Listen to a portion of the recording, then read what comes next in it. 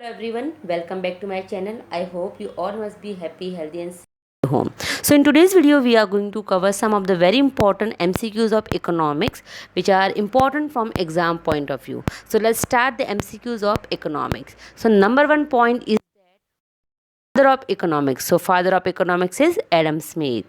Then number two, who introduced the concept micro and macroeconomics first time? So that person is Ragnar Frisch. Then who has written and published book The Wealth of Nation? That is Adam Smith. Then who introduced the concept microeconomics, or we can say who propounded means famous, who make the concept microeconomic very famous? That is Alfred Marshall.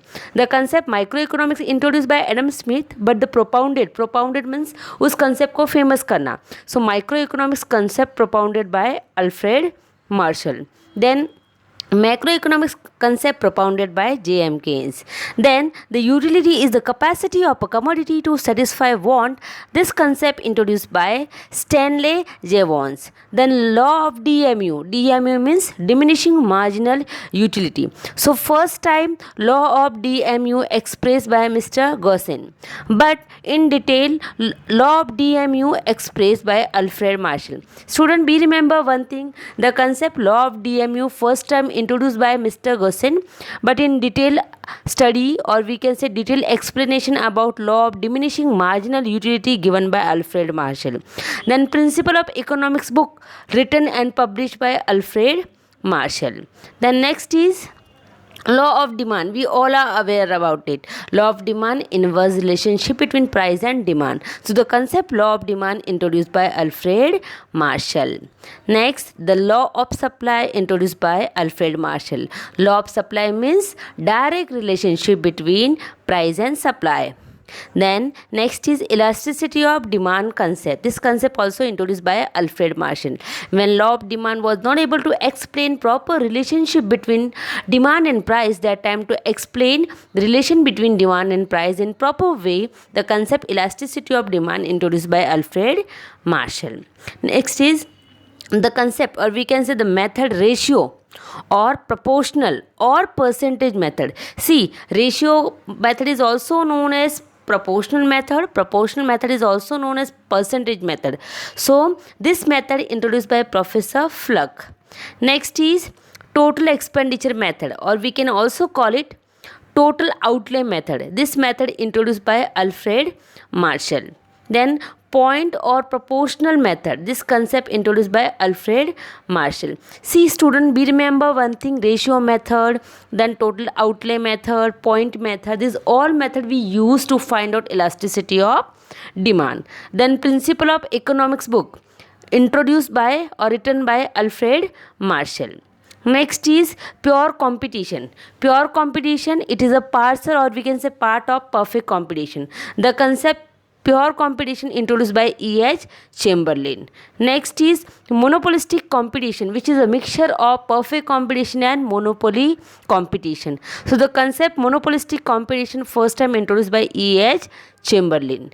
Next is Theory of Monopolistic Competition book, which published in 1933 by E.H. Chamberlain. Next is theory of innovation. This concept introduced by Schumpeter. According to Schumpeter, in the production process all the time we have to bring innovation to remain in the market. मतलब जो भी हम produce कर रहे हैं उसे हमें हमेशा से इनोवेटिव वे से प्रेजेंट करना चाहिए, so we can sustain in the market for a longer period of time. So the theory of innovation introduced by Schumpeter. Then production is a creation of physical asset. This concept and this statement given by Adam Smith. Next is production is a creation of utility. This statement given by Alfred Marshall. Then capital is a produce mean of production. This statement given by Bohm Barak. He is an Australian economist. Next is General Theory of Employment, Interest and Money. This book published in 1936 by J.M. Keynes. Next is psychological law of consumption, or we can also call it consumption function. This concept introduced by J.M. Keynes. Psychological law of consumption means as our income increase, our consumption also increase, but increase in income is a faster than increase in a consumption. Means जैसे जैसे हमारा income बढ़ता है वैसे हमारा consumption भी बढ़ता है, but जो proportion है consumption का वो income से तुलना में कम बढ़ता है. That is called psychological law of consumption. So this concept introduced by J.M. Keynes. Next is money is what money does. This statement given by F.A. Volcker. Next is King demand curve model introduced by Paul Sweezy. As we know very well, King demand curve is the concept of oligopoly market, and we don't know what is the shape of demand curve in oligopoly market. But according to Paul Sweezy, due to rigid price, there is a king-shaped demand curve in an oligopoly market. Along with Paul Sweezy, Hall and Hitch also help in this concept. Next is economies of scale.